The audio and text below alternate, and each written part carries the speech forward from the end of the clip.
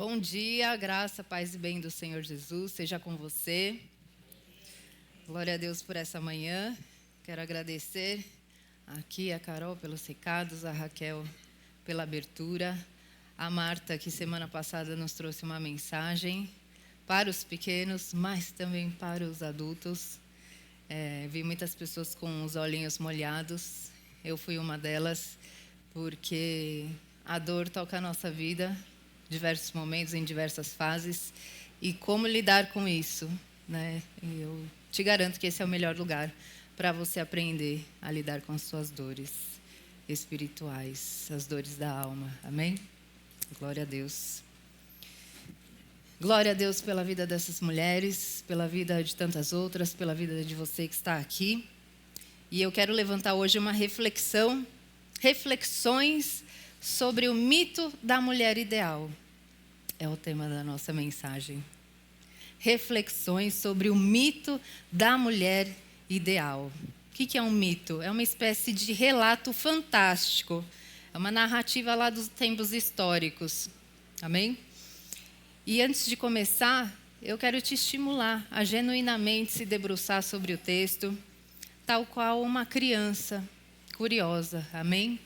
Muitas vezes a gente passa aqui rápido o olho pelo texto e chega em casa, o dia a dia vai nos consumindo, mas eu quero sempre te estimular a voltar no texto, a avançar.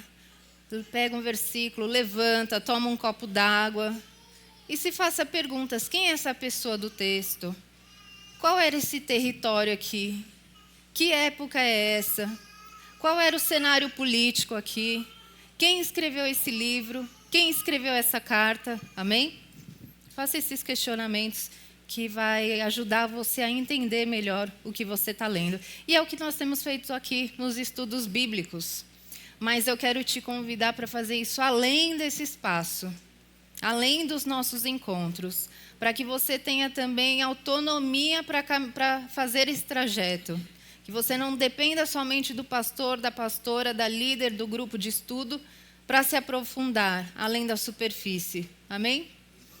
O momento político e religioso que nós temos vivido, enfrentado hoje, se dá por conta de nós não termos nos aprofundado no que diz a Bíblia em espírito e em verdade. Então, isso é perigosíssimo, quando a gente deixa apenas que outros leiam a Bíblia para a gente. Amém? Principalmente apenas homens brancos, do alto de suas estruturas de poder, fazendo essa leitura. Onde isso vai te tocar? Onde isso vai... Que conexão que ele tem com você?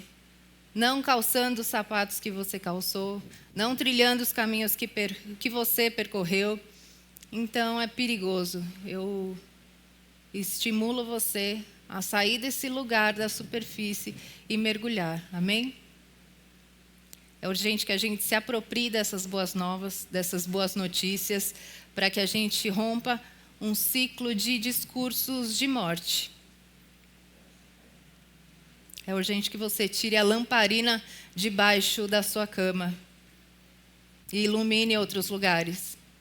Que você não esconda a luz que você tem, a luz que Cristo acendeu na sua vida, certo? Dá trabalho? Dá muito trabalho. Eu estou aqui exausta. Eu estou aqui exaurida. Porque sair dessa superfície existe um esforço. Quando você nada, já nadou, temos aqui um atleta, é um esforço que cansa muito. Já passou o dia nadando e à noite você está exausto, aquele sono dos anjos. Porque é isso, sair da superfície, das relações, seja com alguém, seja com Deus, exige um esforço. Mas para a gente sair dessa decoreba dos versículos, da caixinha de promessa, é necessário um esforço. E ele precisa ser coletivo, ele não pode ser partir de uma, duas ou três pessoas, certo? É uma responsabilidade muito grande, muitas horas de estudo. Então, receba essa palavra, essa mensagem com muito carinho, muita atenção. Tenha certeza que eu estou aqui com um tremendo e profundo temor a Deus e uma responsabilidade gigante. Amém? Para que você não seja enganado. E aí eu quero te chamar para abrir sua Bíblia lá em Deuteronômio. Primeiro texto que leremos, Deuteronômio 21, lá no comecinho da Bíblia. Versículo 10. Estou aqui com a versão NVI. Deuteronômio 21, 10. Conforme você for encontrando, vai dizendo amém. O texto diz assim: o casamento com uma prisioneira. Verso 10 diz: quando vocês guerrearem contra os seus inimigos e o Senhor, o seu Deus, os entregar em suas mãos e vocês fizerem prisioneiros, um de vocês poderá ver entre eles uma mulher muito bonita, agradar-se dela e tomá-la como esposa. Leve-a para casa, ela rapará a cabeça, cortará as unhas e se desfará das roupas que estava usando quando foi capturada. Ficará em casa e pranteará seu pai e sua mãe 1 mês inteiro. Depois, você poderá chegar-se a ela e tornar-se seu marido, e ela será sua mulher. Se você já não se agradar dela, deixe-a ir para onde quiser, mas não poderá vendê-la nem tratá-la como escrava, pois você a desonrou.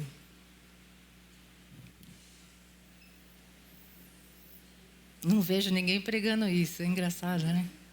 Tragicômico, eu diria. Aquele momento que você olha para o texto e se pergunta, rapaz, está certo isso? Quero te levar para o segundo texto, virando a página aí. Deuteronômio 22, verso 23 ao 29. Deuteronômio 22, verso 23 diz assim: se numa cidade um homem se encontrar, preste muita atenção aos detalhes, se numa cidade um homem se encontrar com uma jovem prometida em casamento e se deitar com ela, levem os dois à porta daquela cidade e apedrejem-nos até a morte.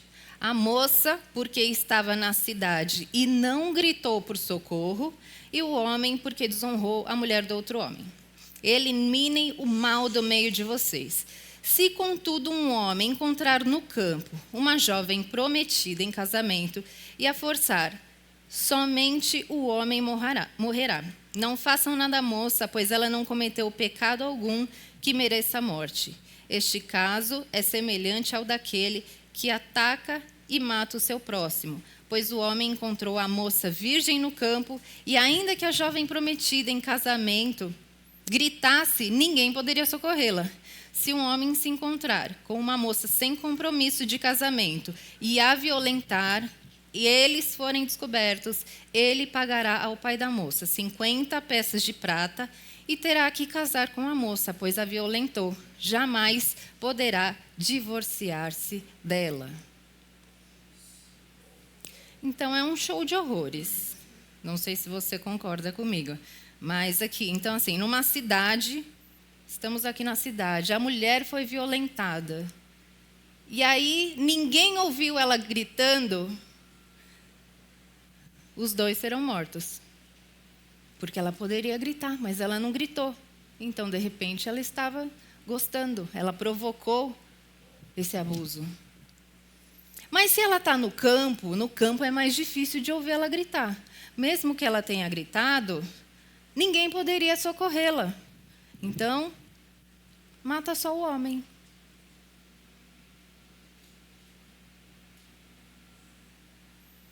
E ainda assim, se o homem encontrar uma moça sem compromisso de casamento e a violentar, eles forem descobertos, ele pagará 50 peças de prata e terá que se casar com ela. A recompensa pelo ato violento, pelo abuso, pelo estupro, é ele se casar com ela. A paga desse abuso é ele se casar com ela, pois a violentou, e jamais se divorciar. Então, aqui a primeira reflexão que eu te provoco, que esses dois textos em Deuteronômio têm em comum. Vai respondendo aí para você.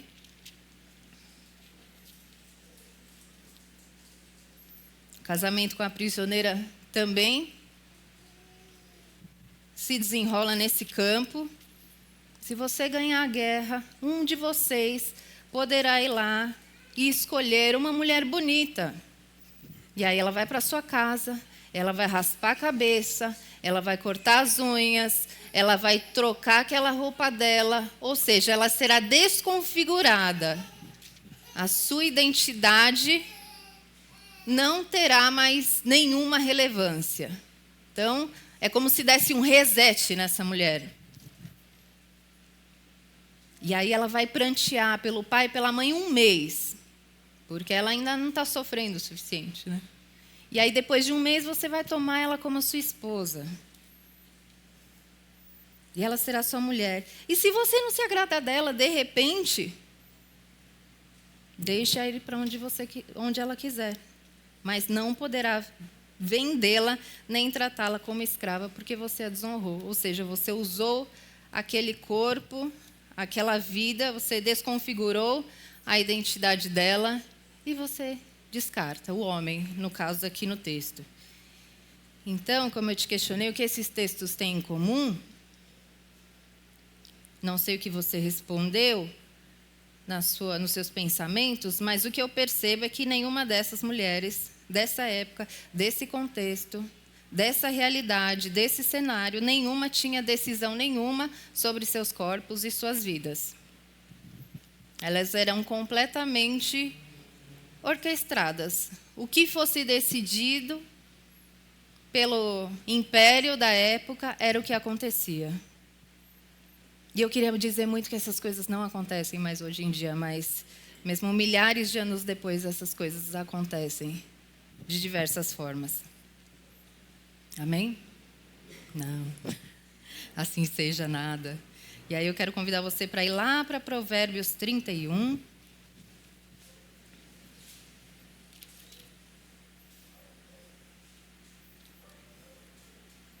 Quero refletir sobre ele com você. E diferente de algumas mensagens que nós vemos, eu não vou ler o texto da mulher virtuosa, porque creio que a maioria aqui conhece. Se você não conhece, peço que você leia depois na sua casa. Mas como eu não vou ler na íntegra, eu vou te dar um spoiler, caso você não saiba do que se trata. O que é um spoiler? É assim, você está assistindo um filme, lendo um livro, e aí tem um pedaço importante daquela trama. E aí você vê em algum lugar sem querer. Ou alguém te conta, não, no fim desse filme fulano morre. E aí, é isso que eu vou fazer com você. Esse texto, A Mulher Virtuosa, ele é um texto usado frequentemente, incansavelmente, para definir um ideal feminino bíblico. Certo? Então, ele é usado em muitos cultos de mulheres, em muitos dias das mães, assim, a exaustão, para dizer como é a mulher ideal. Aqui na minha Bíblia está a mulher exemplar, a mulher virtuosa. E aí, eu vou ler com você 2 versículos desse texto, desse capítulo. Quero jogar luz aqui nele com você. Primeiro versículo, Provérbios 31, 1. Ditados do rei Lemuel. Ditados do rei Lemuel, uma exortação que sua mãe lhe fez. Pegou? Ditados do rei Lemuel, uma exortação que sua mãe lhe fez. Mas esse livro não é de Salomão? E aí eu queria abrir um parênteses aqui. Quem é esse rei Lemuel? Ele é o rei de Massá. Alguns estudiosos afirmam que esse é um segundo nome de Salomão, mas não há exatidão nessa informação. Não há confirmação de quem era esse rei.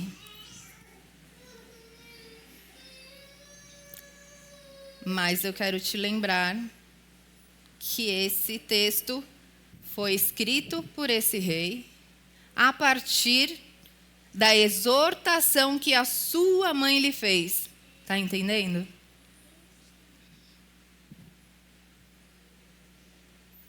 E aqui ela vai dando orientações. Algumas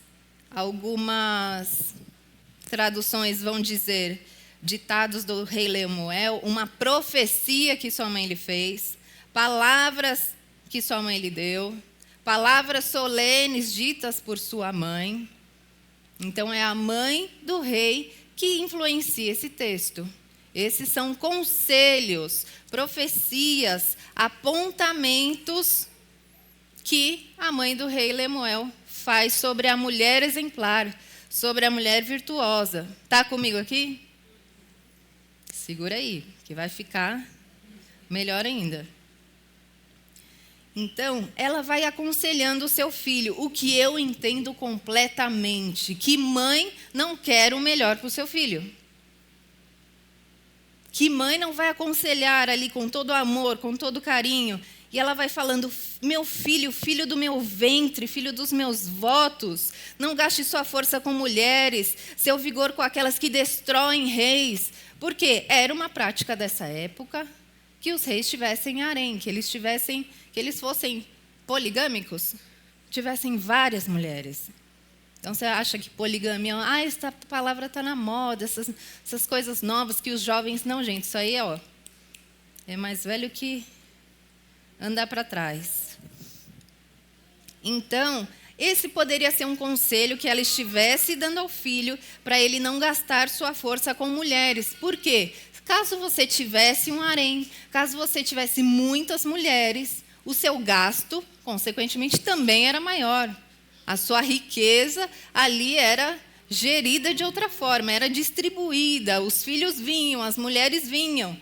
Então, ela dá esse conselho aqui, não gaste sua força, tem mulher que destrói o rei, fica atento. E aí ela continua. Não convém aos reis beber vinho, olha isso.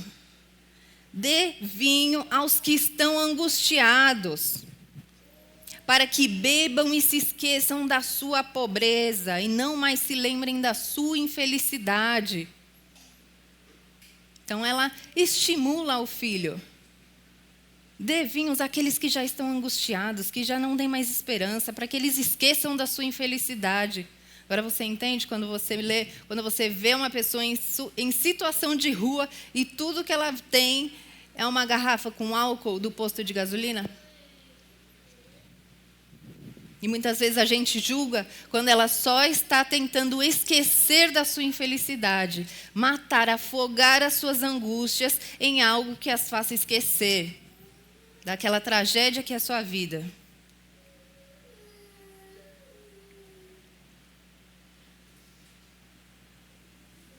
E aí continua. Ela continua até chegar no texto da mulher virtuosa. É aí o segundo e último versículo que eu quero ler com você nesse texto. Versículo 10. Onde ela começa. A mulher exemplar.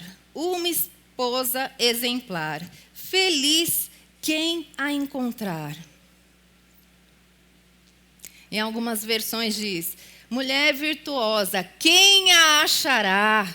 Ou seja, ela sabe que é um negócio impossível alguém achar, existir, alguém nesse formato aqui, nesse molde, nessa exortação, nessa profecia. Quem a achará? É muito mais valiosa que os rubis, ou seja, é uma pedra preciosa, dificílima de se encontrar. Então ela sabia, a mulher sabe, a mulher sábia, ela sabia que era um ideal, que era uma coisa da imaginação, era um desejo que o filho dela encontrasse alguém assim, com toda essa lista de atributos. E aí eu reforço, aqui eu trago para você que essas qualidades aqui descritas, depois você lê, mas assim, essa mulher aqui, de Provérbios, ela vive exausta. Ela vive à beira de um burnout, que eu não gosto muito de falar palavra em inglês. Nosso português é tão bonito, mas é o que é o ápice da exaustão. Então, isso aqui não representa, essas características não representam um padrão universal. Por mais que muitas mulheres façam o que a mãe de Lemuel sugere, busca, deseja, caso você chegue perto disso aqui, eu tenho certeza que você está completamente cansada. Exausta, exaurida. Porque aqui ela fala que ela levanta antes de todo mundo. Então, assim, ela vive em privação de sono. Ela aqui tem uma jornada dupla, tripla, porque ela negocia, ela colhe, ela planta, ela faz tudo. Então, é visível que essa mulher aqui, ela se anula, ela cuida de todos ao seu redor e vive se anulando.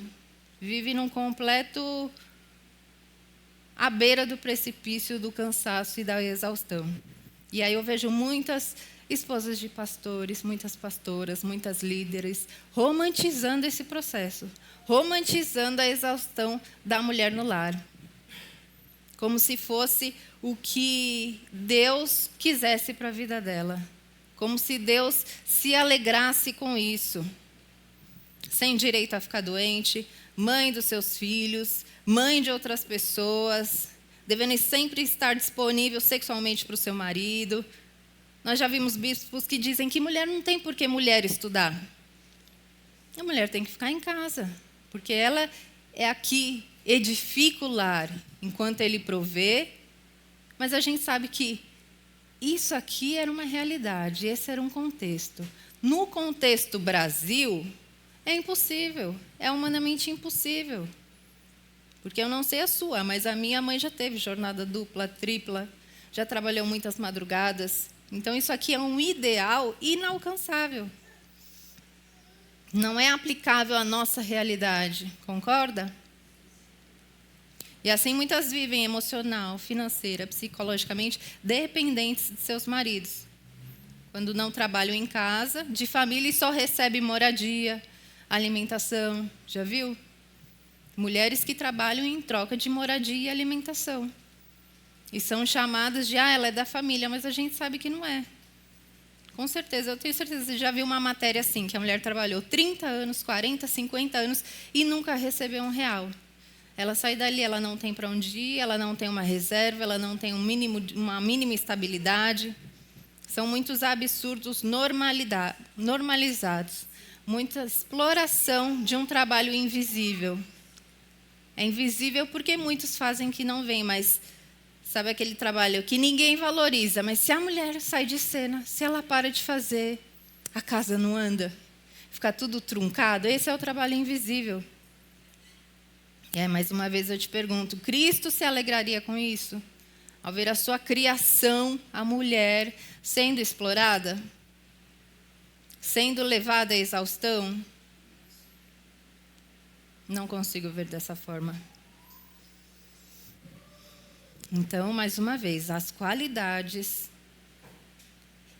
descritas, as características descritas aqui não são um padrão universal, mas sim características desejáveis para uma rainha em um contexto histórico.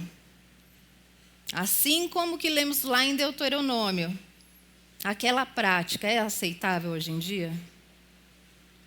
Que a gente lê em Deuteronômio e pega a mulher e devolve a mulher e raspa a cabeça da mulher e eu não quero mais, mas eu tenho que casar, não posso me divorciar nunca mais. Isso é replicável nos dias de hoje? Isso deve ser reproduzido? Não, porque é um completo absurdo. Então, por que a gente pega isso aqui e sai querendo replicar tantas coisas nos dias de hoje, na vida das pessoas de hoje? Isso tem resposta, mas também dá um desenrolar. Então, milhares de anos passaram, mas hoje em dia ainda as mulheres não têm total controle, poder de escolha sobre a sua vida. Porque muitas vezes elas estão cuidando de alguém ou de algo para alguém. Então, por isso que a gente está fazendo isso aqui hoje. O quê? Questionando essas estruturas. E conhecendo o verdadeiro motivo das nossas escolhas. Você faz o que você gosta? Ou você foi imposta a esse lugar? Foi o que te sobrou? Você não conseguiu entrar num acordo com o seu parceiro e você queria estudar, mas era o que tinha você cuidar das crianças. Foi a única opção que te sobrou. Tá, mas isso é momentâneo, né? Um dia as crianças crescem. E aí, qual o seu próximo passo? Você vai continuar num ciclo só de subserviência. Amém? Então, o que eu quero estimular aqui é que eu não quero que você chegue em casa, sabe? Separe do seu marido. Não, eu quero que você questione as estruturas, o motivo das suas escolhas. Que você abra diálogos. Amém? Diálogos. E aí eu sonho com esse mundo em que todas as mulheres possam decidir sobre o seu futuro e os seus corpos, independente do que escolham. Ficar no lar. Não, eu escolho. Eu amo isso, eu amo cuidar da minha casa. Amém, glória a Deus. Que você seja essa bênção lá. Não, eu escolho estudar, investir na minha carreira. Eu escolho ser artista. É importante que todas tenham esse direito de escolher, que muito tempo, muitos anos nos foi roubado. Amém? Então, é essa diferença do querer, do decidir e de ter algo imposto como única opção.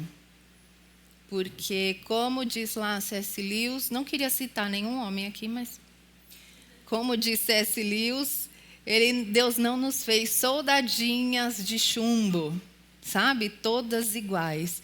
Se esse cabelo aqui fosse o ideal de cabelo da mulher exemplar e virtuosa, todo mundo aqui seria cacheado. Se fosse, não, é o liso, loiro, todo mundo seria. E aí você acha que Deus não teria poder para fazer todo mundo igual, caso Ele quisesse? Mas Ele não quis. Ele não quis. A gente brinca que Deus é designer. E Ele é muito criativo. A paleta de cores dele é infinita. E fez cada uma completamente diferente. A gente tem as nossas afinidades, mas elas não são tudo. Nós somos vários, cada um aqui é um universo cheio de planetas, estrelas, meteoros, sabe? Uma coisa assim, absurda, criada por Deus. De carne, osso, sangue, vértebras, hormônios, mulheres com útero, mulheres sem útero. Essa parte é mais difícil de algumas pessoas entenderem. Mulheres que nasceram sem útero. Mas eu entendo quem tenha medo disso, porque a gente tem medo do que não conhece. O desconhecido, ele causa um estranhamento. Ele dá aquele primeiro impacto. Opa, o que é isso? Mas aí você vai estudando, você vai conversando, você vai entendendo. Mulheres que tiveram que... Nós temos uma amiga que, por conta de um mioma, ela teve que tirar o seu útero. Ou seja, ela não pode mais gerar uma criança. E aí você vai falar que ela é menos mulher por isso?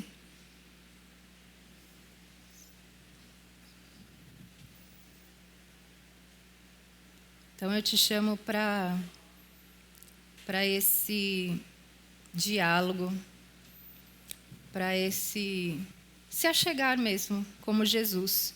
E aí, agora eu quero falar de Jesus. Fazendo um contraponto com toda essa loucura que a gente leu até aqui. Com os desejos dessa mãe querendo o melhor para o seu filho. Com essas provocações lá de Deuteronômio, que manipulavam o corpo e a vida das mulheres. Ai, Jesus. Ele está lá na outra ponta. Ele está no oposto de tudo isso, amém? E é por isso que ele leva o nome de maravilhoso conselheiro, Deus forte, Pai da eternidade, Pai que é mãe, príncipe da paz, não da guerra, divina ruá, esperança, luz na escuridão, amor incondicional, amor fraternal, amor maternal.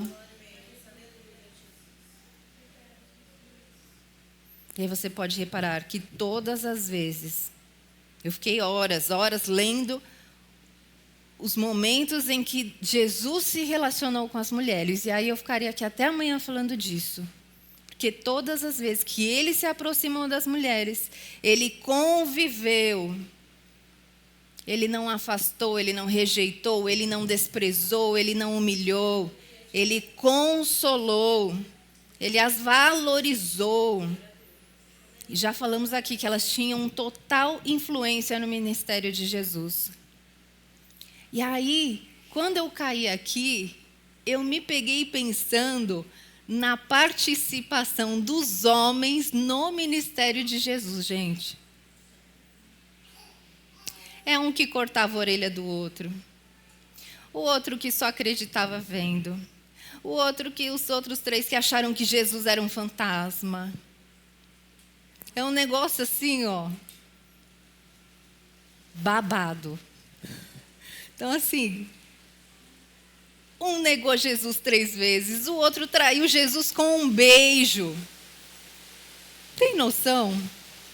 Eu estou rindo de nervoso, porque o cenário é caótico, caos, caos, caos.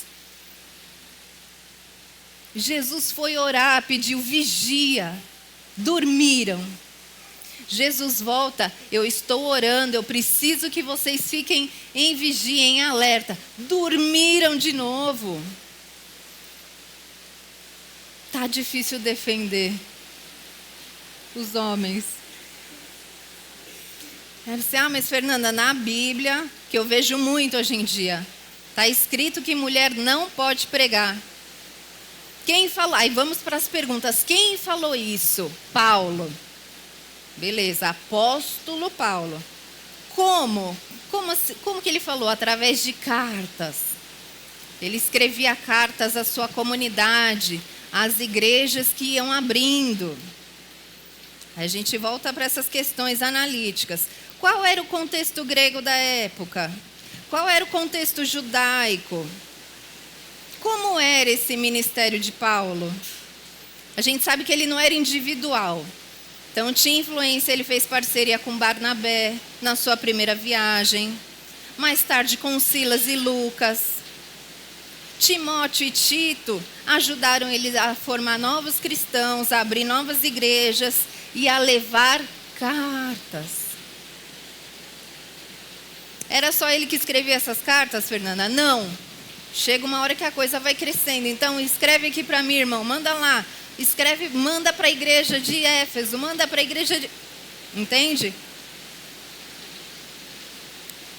E aí, mais uma vez, eu te pergunto, entende porque a gente não pode pegar o que está escrito aqui e aplicar como verdade universal na nossa vida hoje, na nossa casa, no nosso trabalho, lá no congresso? Isso é de uma estupidez tremenda. Você pegar aqui algo que está escrito e não falar, agora vai ser assim. Vamos levantar uma lei para que se cumpra e seja assim assado agora a partir de agora. É absurdo. E aí quero desenhar com você um outro cenário. Vamos supor que amanhã, segunda-feira, chega na sua casa, carteiro lá entrega uma carta do apóstolo Rafael. O apóstolo Rafael, consagrado, ungido, chamado pelo Senhor. Chega uma carta lá, apóstolo Rafael, decretando uma ordem qualquer, que você cumpra, sei lá. A partir de hoje, os homens pintam o cabelo de laranja, as mulheres de verde e as crianças raspadas as cabeças. Lá na sua casa, você vai cumprir essa lei? sem fazer nenhum questionamento, sem se perguntar por um momento se isso faz algum sentido, sem fazer uma mísera pergunta. E aí eu te digo que, infelizmente, existem muitas pessoas nesses moldes. Digo mais, muita gente precisa que o outro diga o que fazer na sua vida, por mais absurdo que seja. E aí isso vai de um corte de cabelo, cortar ou não o cabelo, a sua roupa, seus acessórios. E aí vai escalando assim, ó. Até chegar em sentenças de morte. Ah, você vai para o inferno porque você faz isso e isso. E aí, um ciclo infindável de opressão, dominação, manipulação através do medo, da culpa.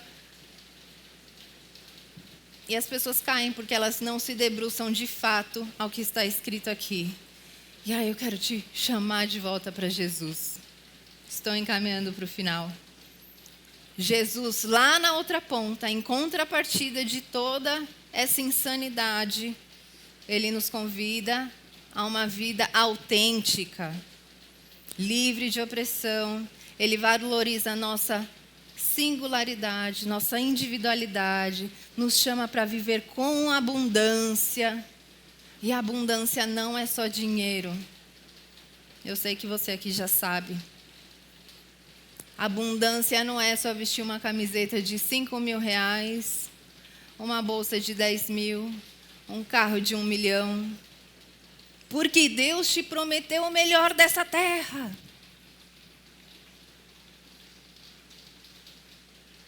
Outra distorção aqui gigante. É o melhor fruto dessa terra que você vai comer, não o mais caro.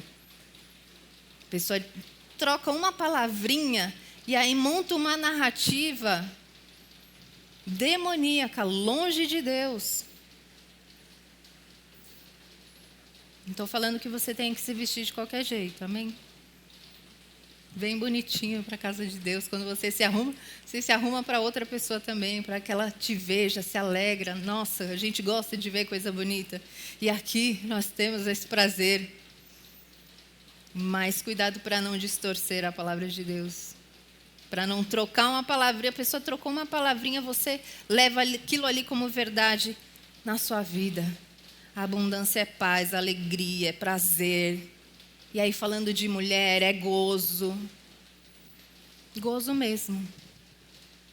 É prazer. Quanta mulher evangélica tem por aí com suas vidas sexuais destruídas, pavorosas, arruinadas. Por quê? Porque não consegue conversar com seu companheiro. Não tem liberdade, não tem espaço. Por se retrair com medo de ser vista como impura, de ter sempre algo gritando na sua cabeça que tudo é pecado, dentro dos seus próprios casamentos. A culpa religiosa, ela vai nos levando para um lugar sombrio, mas isso é conversa para outro dia. Amém? Por isso é importante você estimular seus filhos a ficarem no departamento infantil, porque as conversas que são feitas aqui, elas são para gente grande. Amém? Então, abundância é isso, é todo mundo sorrindo ao mesmo tempo, todo mundo satisfeito ao mesmo tempo, todo mundo suprido, alimentado. Tem uma música que fala, Deus é todo mundo sorrindo ao mesmo tempo. E eu creio nisso, é todo mundo alimentado com os melhores frutos dessa terra, amém? Não os mais caros. Agora só vou comer caviar porque Deus me prometeu o melhor dessa terra. Vai ler a Bíblia. A abundância é segurança alimentar. Conhece esse termo, segurança alimentar? Ou seja, a pessoa que ali tem uma segurança. Ela não vive no risco de sem saber o que vai ter amanhã, o que não tem. É o contrário de criança catando comida no lixo, de mulher catando comida no lixo, amém? A abundância é você poder ajudar uma mulher a sair de um relacionamento abusivo. É você pagar um curso para outra, curso de cabeleireiro, um curso de manicure, um curso de para que ela tenha uma renda e para que ela consiga a sua estabilidade financeira. Isso é abundância, você divide o que você tem, mesmo que não seja muito, mas aquilo multiplica e vai ser uma bênção na vida dela. Um dia uma amiga me compartilhou que ela estava super feliz porque ela pagou o dentista para uma outra mulher que estava precisando.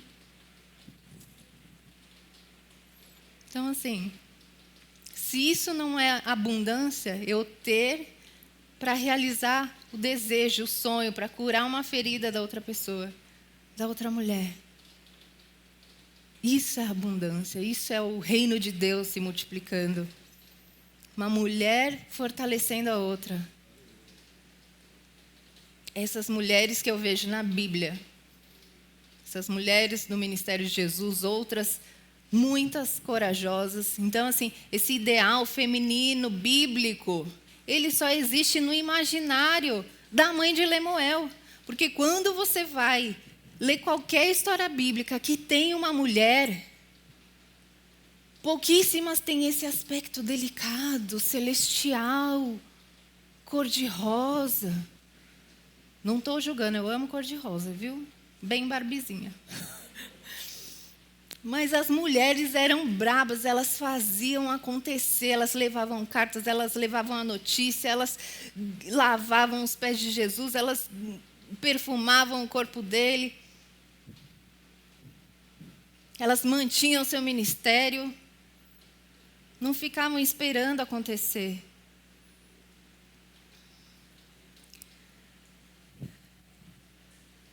E mais um contraponto nessa realidade, o Brasil, ele é um país muito truculento com as mulheres.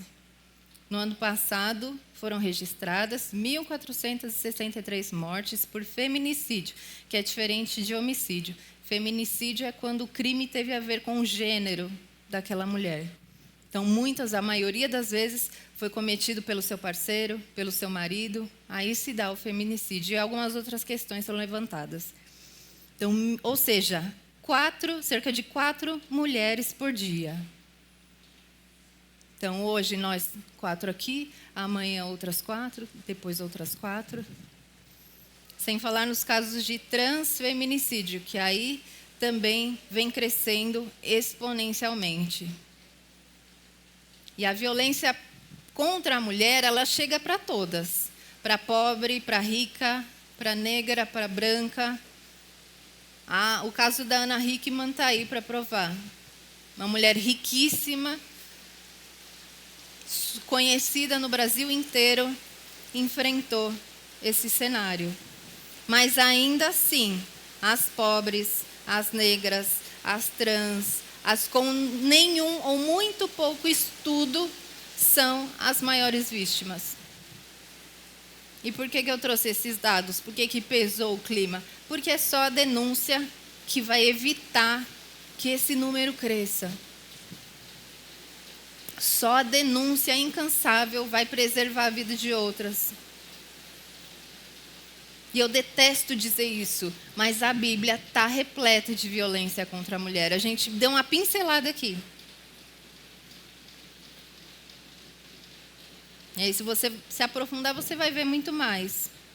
Mas é importante que a gente siga denunciando e também na contramão disso. E a contramão é o quê? É Jesus. Lembra lá na outra ponta? Além das suas ações, ele incluía as mulheres. Ele nunca estabeleceu, meninas fazem assim, meninos fazem assim. Está aí o exemplo, o Sermão da Montanha. Bem-aventurados são, independente se é homem, mulher, LGBT, bem-aventurados são. Ele não fazia distinção do modo de agir. E aí onde esse Espírito de Deus está, a liberdade, a divina rua sopra, um novo fôlego de vida. E aí eu quero que, finalizando, apesar dessa mensagem ter sido densa, que ela te encontre como um abraço, como um refrigério. Se de repente você já se sentiu cansada, eu sei que sim, horas mais, horas menos. Se você já se sentiu cobrada, porque eu tenho muitas amigas que se cobram de ser excelentes, elas já são extraordinárias, mas elas continuam se cobrando por conta desse ideal aqui. Por causa dos conselhos de uma pessoa X. Então, para você que já se sentiu pressionada a alcançar, a chegar perto desse modelo de ser, de existir, por interpretação errônea das Escrituras, por uma visão patriarcal da sociedade,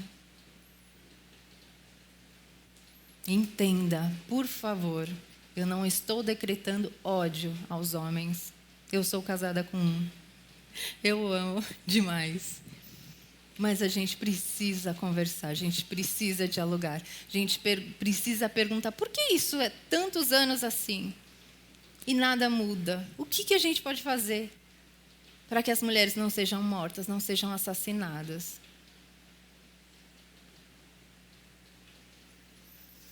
E a todas que ainda não têm esse poder de decisão sobre a sua vida. De repente você está aqui e você não tem total poder sobre o seu corpo, sua vida, suas escolhas. Eu oro para que o Deus que viu Agar, que Ele te veja.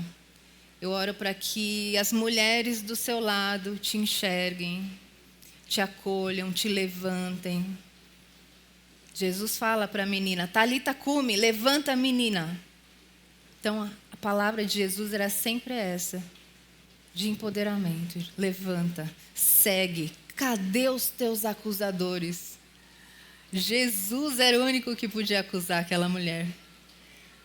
E ele pergunta, eu imagino esse cenário, eu fico arrepiada. Jesus lá desenhando na areia, quem não tiver pecado, pode apedrejar.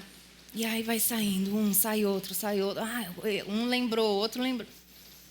Não sobra um. E aí ele vira para essa mulher e pergunta, cadê minha filha?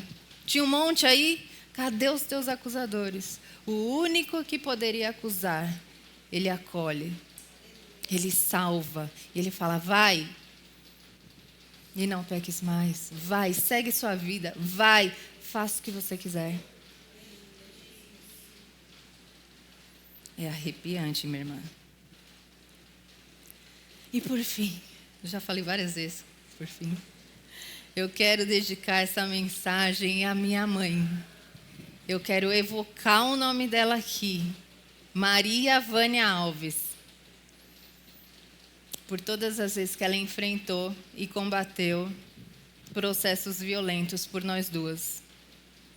Especialmente pelo dia que ela me pegou no colo, pulou a janela de casa na madrugada e saiu.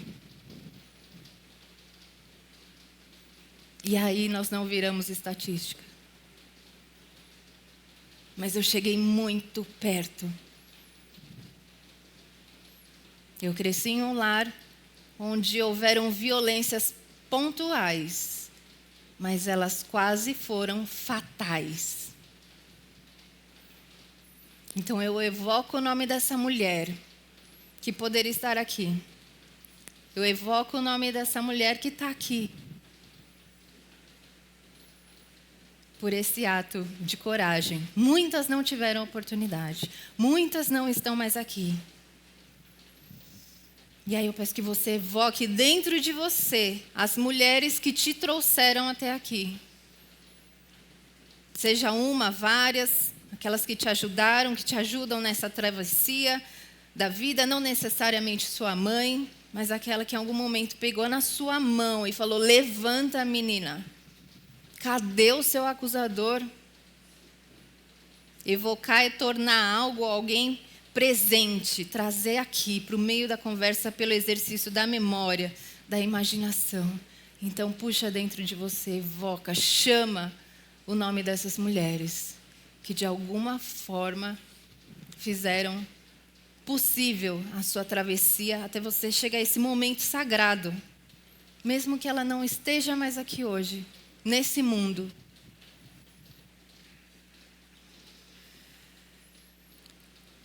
Quando a gente evoca o nome de uma mulher, a gente vai na contramão do que acontece muito aqui, que é o quê? Tem muita mulher sem nome na Bíblia. Paulo relata no começo da sua peregrinação. Mas isso também, essa prática vai se perdendo. Então a gente sabe, a mulher do fluxo de sangue, a mulher isso, a mulher aquilo. Mas o nome é a nossa raiz. O nome é a nossa origem. É a nossa identidade. Mesmo que te raspem o cabelo, que cortem suas unhas, que troque sua roupa, o seu nome continua aí. Ele é seu. E ele merece ser evocado.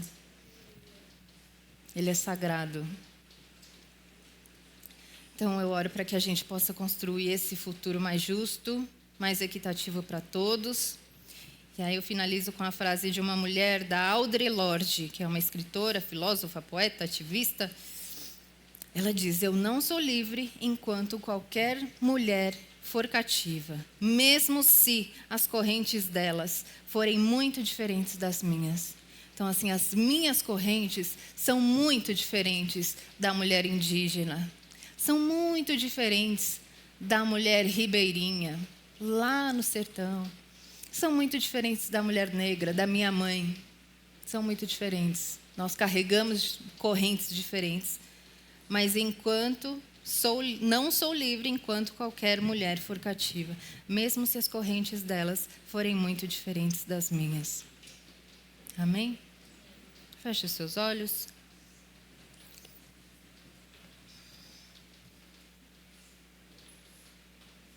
Oremos. Louve a Deus pela vida dessa mulher que você ama. Às vezes você nem se dá tão bem com ela.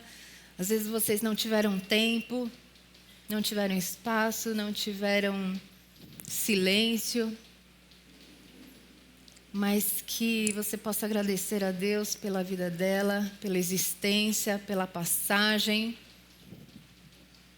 dela na sua vida. E que, assim como Jesus, a gente veja a mulher como esse ser sagrado, como esse ser potente, como esse ser também delicado, que merece muito ser cuidado, protegido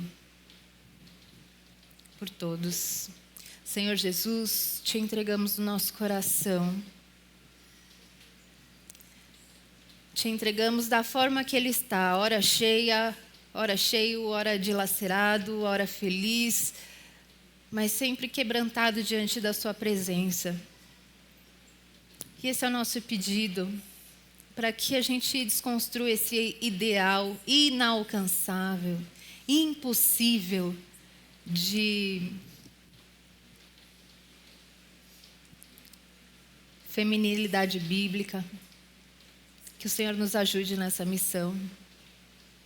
Que o seu Santo Espírito nos inspire a continuar acolhendo as mulheres, encorajando-as, abençoando-as, multiplicando os seus recursos na vida delas, os nossos recursos na vida delas. E que mesmo que estejamos todos os dias expostas a tanta violência, a tanto massacre, a tanta desumanidade, que nós nos lembremos que o Senhor está lá na outra ponta, de braços abertos, e usando também as suas filhas e muitos dos seus servos aqui como esse canal de bênção, de cura e de salvação. Que os corações aqui sejam todos transformados, Senhor, completamente constrangidos pelo seu amor, que é indizível, eu não saberia explicar, mas fomos arrebatados por ele. E por isso te louvamos, te entregamos esse culto, que essas palavras fiquem cravadas no nosso coração e que elas gerem transformações pequenas, grandes, singelas, gigantescas em nós e através de nós. Em nome de Jesus, amém. Graças a Deus. Abrace a mulher do seu lado. Amém.